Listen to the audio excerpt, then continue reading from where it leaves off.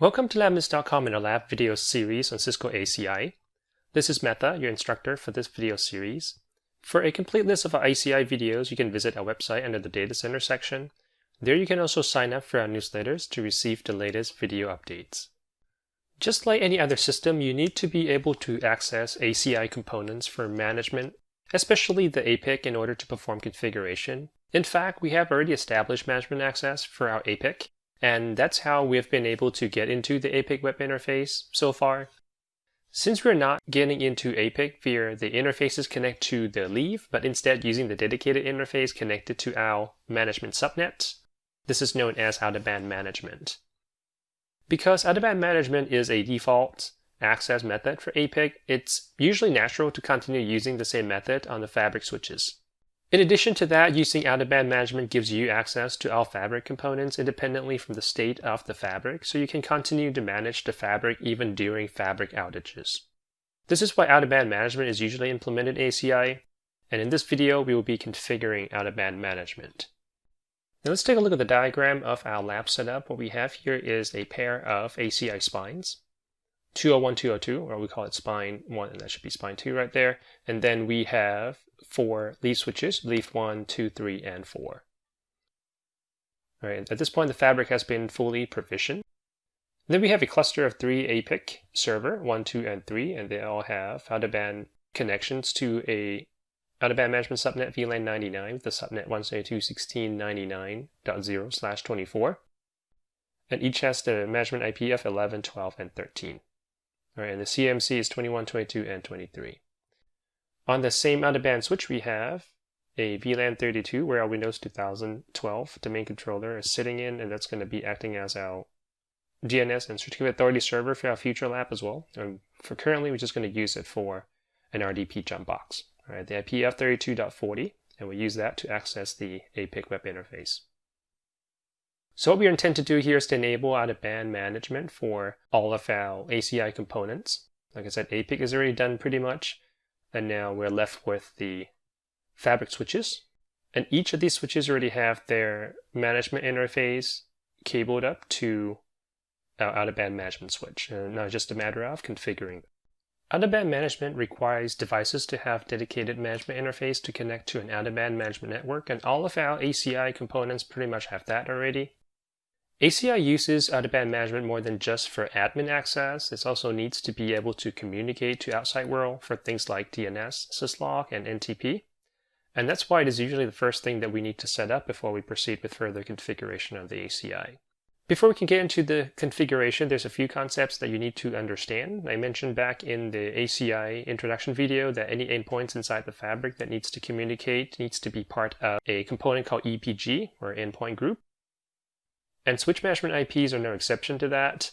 They are just in a special EPG called out-of-band EPG, right, which is depicted right here. Out-of-band EPG either needs to access or be accessed by external management network, right? And guess what? That's another EPG.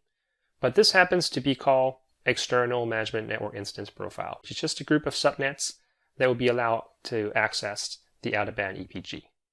Now for the two EPGs to talk, we need a contract, so we will need to configure that as well. We will be dealing with EPG and contract a lot when we get to the tenant application configuration, so at least this will give you a good starting point and also a good example of their relationship. Hopefully that's not too bad as far as the concept. I know we still have a lot more to explore in terms of the logical components of ACI. I just need to bring this up to you early just because we need to get this out-of-band management out of the way. Otherwise, we can't really configure anything else because the switches will need to be able to talk to the outside world. And now that we're on the same page, we can begin our configuration. All right, let me bring up the RDP session. So Windows 2012, I already have a web interface pulled up for the APIC. All of the APIC already have out-of-band management IP statically assigned during the initialization, but that's not the case for the switches. Right? Currently, the switches do not have any management IP configured on them. The switches can have the management IP assigned dynamically or statically, right? So you have two options. But let's start off with the dynamic IP assignment. But first of all, let me show you where the out-of-band EPG is located. Anything that's related to either out-of-band management or in-band management, which we'll look at in the separate videos, will be located under the management tenants, right, which is one of the 3 default tenants that comes with the APIC. On the left-hand side, if you go to Node Management EPG, you will see that under there's an out-of-band EPG named default. All right, this is where we basically will put all the management IP into. All right, so that right there represents this box we have over here, out-of-band EPG. Now to assign the IP or management IPs to our APICs and switches, you go down to Node Management Address right here. And then if you right click on that, you have 2 options, Node Management Address or Static Node Management Address. Since we're doing the dynamic IP assignment right now, that's going to be Node Management Address.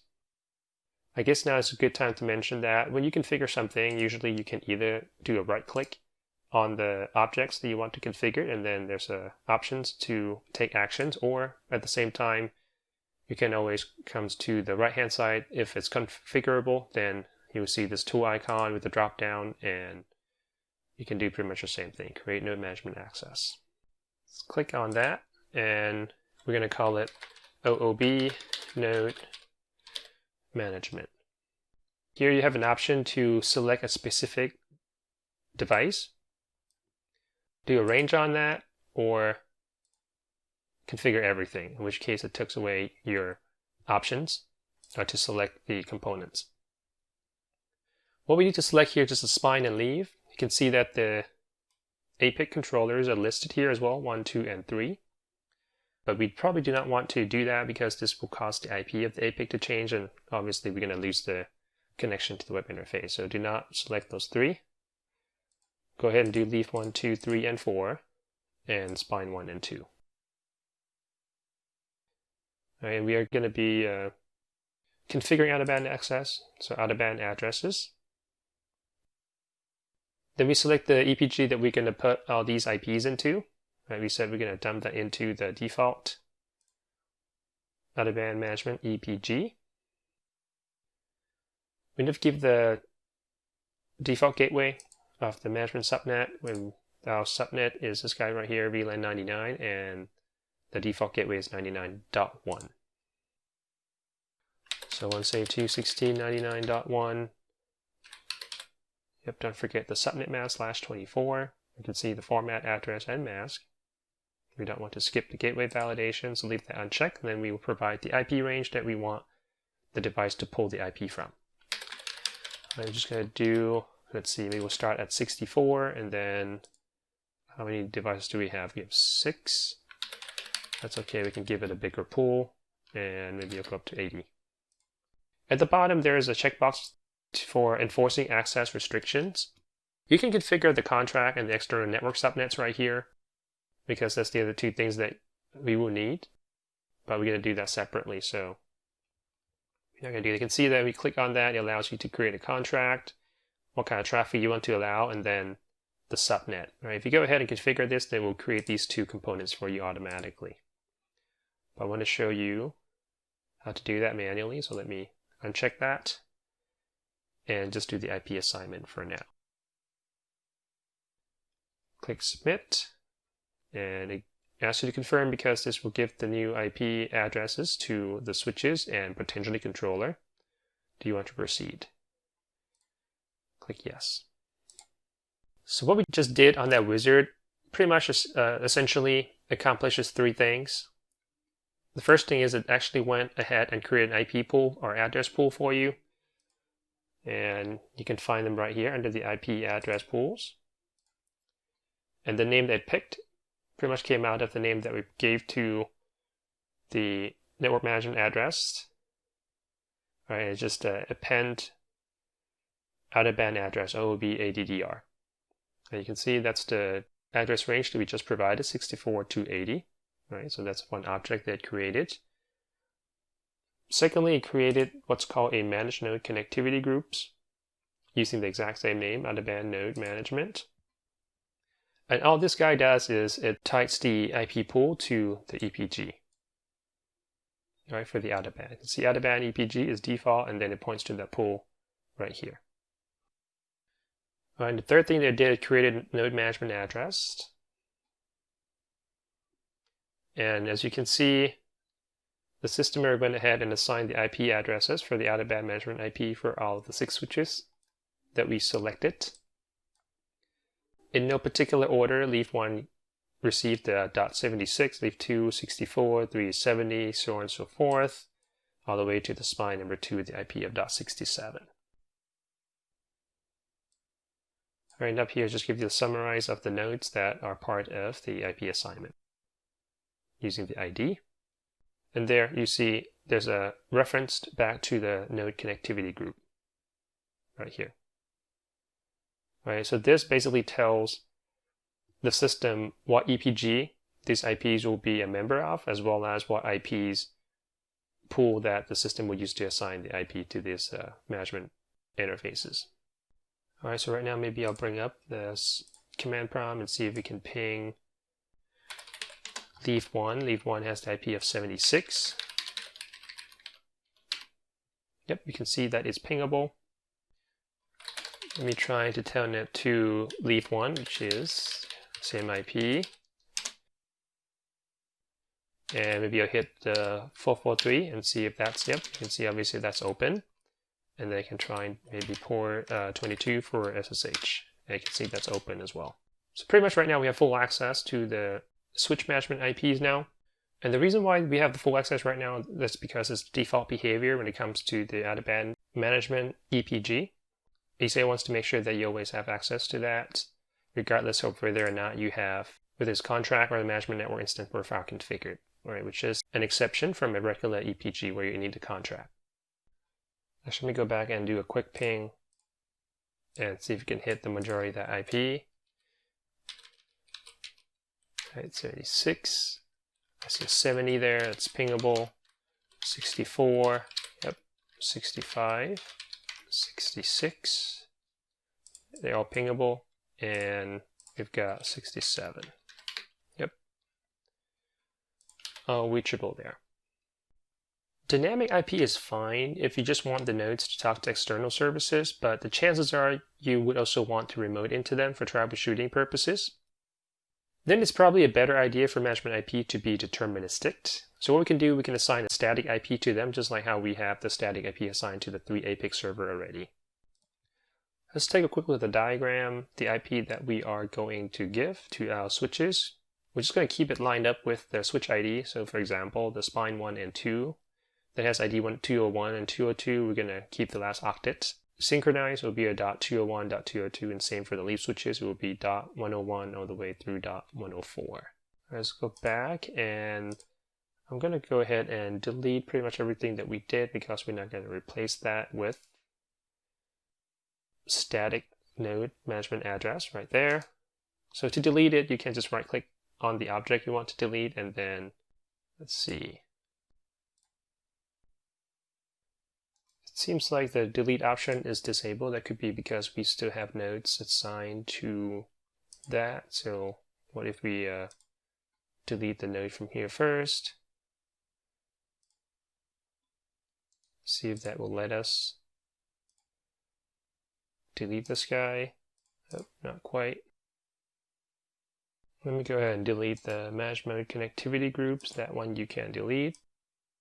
And the IP pool. Let me delete that just to clean up because we're not going to do dynamic IP assignment anymore. Yep, oh, there you go. Yep, it just became active, the link to delete. So we're back where we started, and now we are going to go ahead and give our switches a static IP for the management. All right, the options right here, static node management address. You can click into that and right click, create static node management addresses. So we are going to break this up into 3 separate sets of configuration. The first one's going to be APIC, although the APIC already have the correct IP, but I want to make sure that the correct IPs are reserved for them. The APIC has a reserve ID of 1, 2, and 3, at least for the first 3 anyway. And that's what we have. So for the node range, it will be 1 through number 3. It's going to be out-of-band address. Same PPG we have been using. All right, unless the node, there's only one node to specify here. This IPv4 address is actually going to be the starting IP of the range. So if you have 3 nodes, that means that's going to be the first IP of the 3. In our case is 192.16.99.11. It's going to run to 12 and 13. Right, so it'll be 11, 12, 13, just as many nodes you specify in that range right there. The IP address gets assigned sequentially, basically. And then it's 99.1, and we're not going to worry about v6. Click submit. Hopefully it doesn't kick us out. Make sure I don't have typo there. Yep, 11. All right, so node 1, 2, and 3 has the IP of 11, 12, and 13. And obviously we are still in the system. Cool. Then we're going to take care of the 4 leaf switches. The node range is going to span from 101 to 104. Out of band address.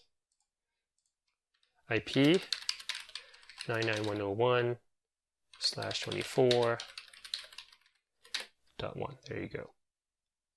So that's why it helps when you assign the node ID sequentially. That way you can keep it lined up with the IP addresses.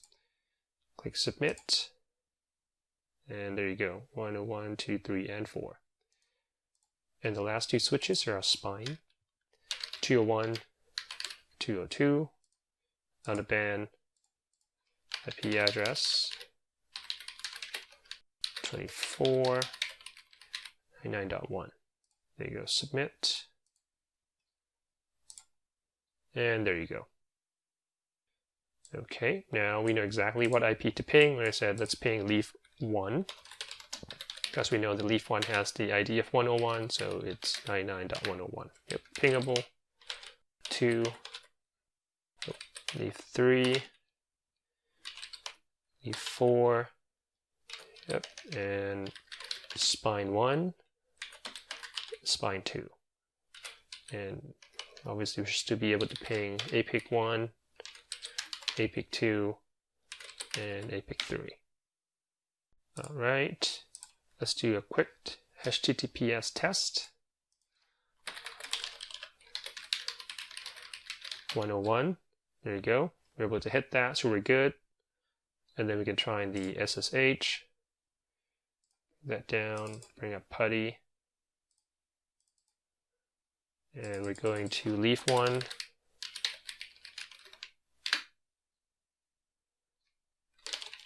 Log in.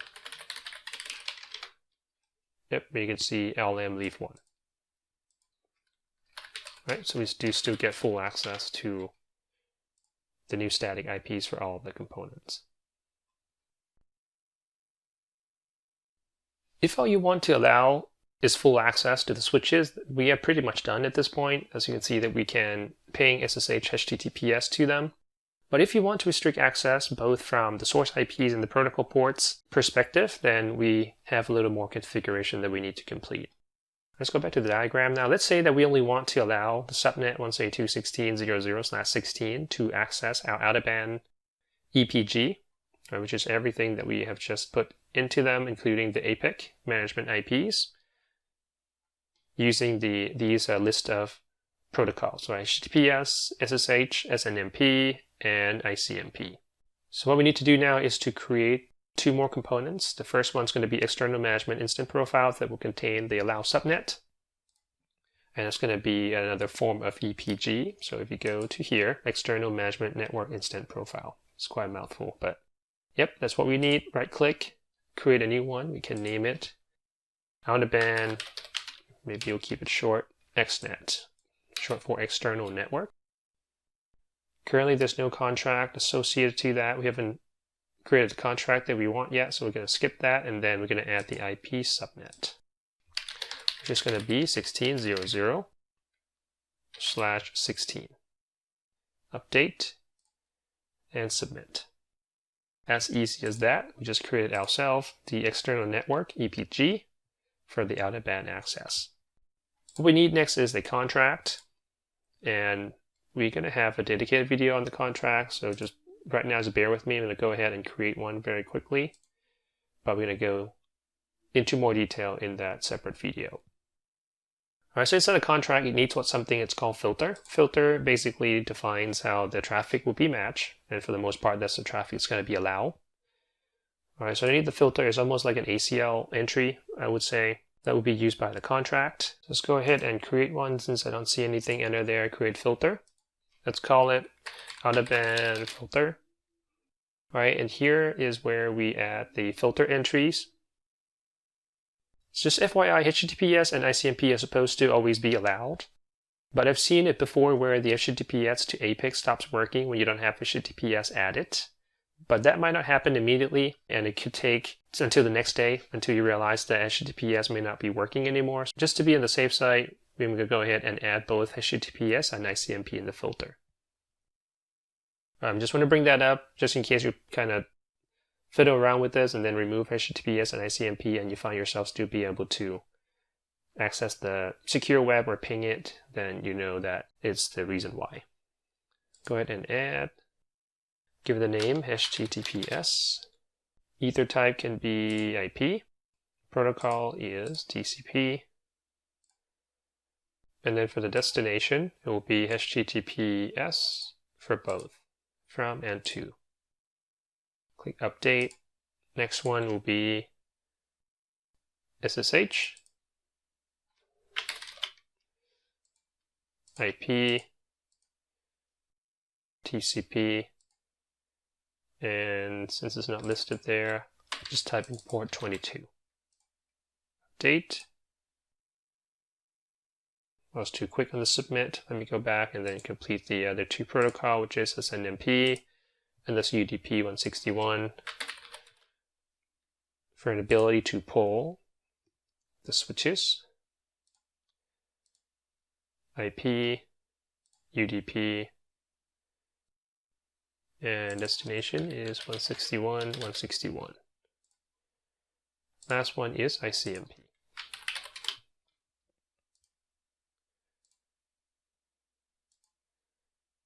IP, and then ICMP should be one of these right there. Update, there you go. All right, and just FYI, we configure some of these things. The application of the configuration might happen right away. As you can see that we're not even given an option to submit it anymore. As soon as you complete that, it gets pushed to whatever it needs to, the device needs to receive that. So it gets saved immediately. All right, so now that we have a filter, we need to create a contract. And just FYI, when it comes to out-of-band contract, there's actually a special type of contract that you need to create right here, out-of-band contract, and not a application contract or a regular contract. So make sure you create that one for out-of-band. You right-click on that and create out-of-band contract. We can call it OOB contract. Leave everything at default. We add the subject. Just call it default. And then we can add the filter. And we'll pick the filter. There you go. Update. Submit just like that. We got ourselves a contract. So now that we have created the contract and the external management network, the last thing that we need to do is to apply the contract to the two EPG. All right, the way it's going to work is the out-of-band EPG will act as a provider EPG and the external management network will act as a consumer EPG. And so the client's going to be coming from the external network, consume the resources or services on the out-of-band EPG. Right, and to do that, you can go back to out-of-band EPG, default, and right here, this is where you can insert the provided contract. You can see that for this particular scenario, the out-of-band EPG cannot consume the contract, right? So it only provides. And then you can select out-of-band contract right there. Click update. And then that's one side, the other side is external network. And this one can only consume. Okay, consume out-of-band contract.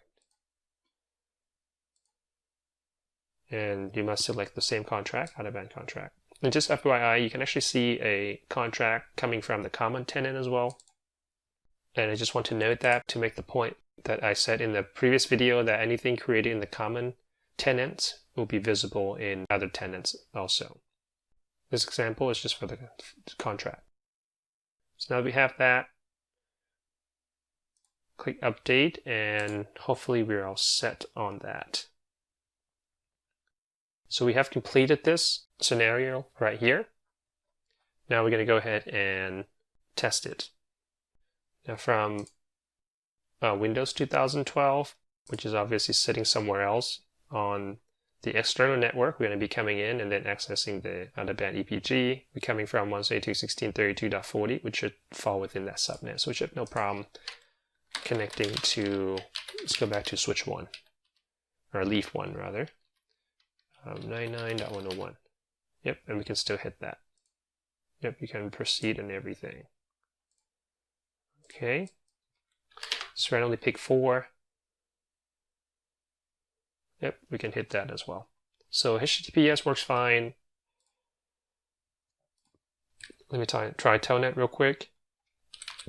Just going to use Telnet, although I don't think Telnet is open. Let me see. Oh, we're not allowed Telnet anyway, right?